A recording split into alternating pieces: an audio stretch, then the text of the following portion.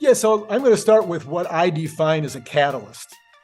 So to me, a catalyst is a difference between how the street and or the retail investors see the company or the stock versus how, if you do a little study or a little research, maybe you find out there's something going on that the street is not taking into consideration.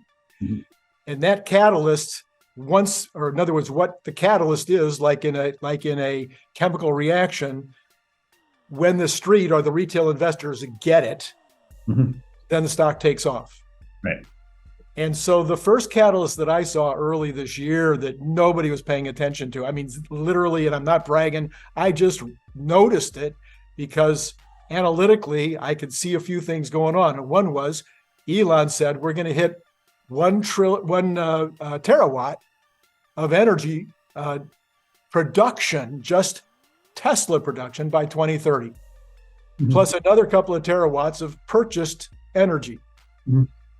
Well, okay, you start backing that to present, and you got to start making a lot of batteries now.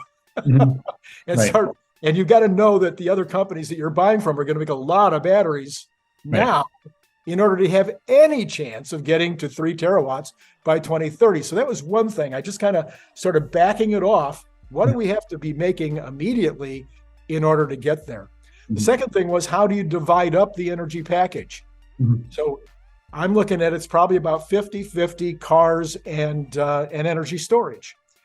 Other people have different numbers, but most of the people I think are around the 50-50 split. Well, up until last year, or even into this year, it was way more cars and way less energy. So there's a lot of catching up to do to get to 50-50. Then the next thing that was stated by Elon was that I think it was at the third quarter earnings call or AI day, he said, we have enough batteries now. We are not battery constrained at this point. Now, I don't think that's a forever statement, but at least let's figure it's 18 months. All right, we'll just take 18 months as the second figure, the second number that hit my brain. The third thing that hit was that Lathrop is producing, and it has a capacity of 40 megawatts. That's the Megapack factory.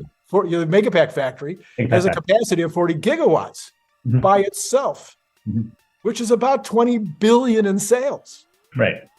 All right.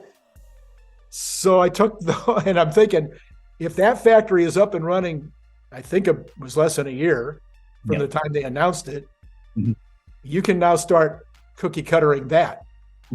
It's running, it's ramping. Okay, it's time to say, are we going to double in Lathrop?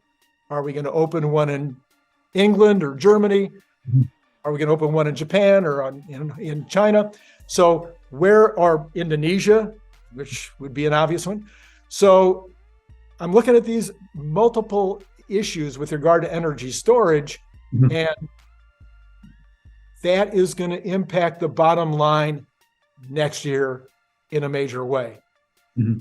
Potentially, it could be getting close to equaling the profits of the auto side in late 2023.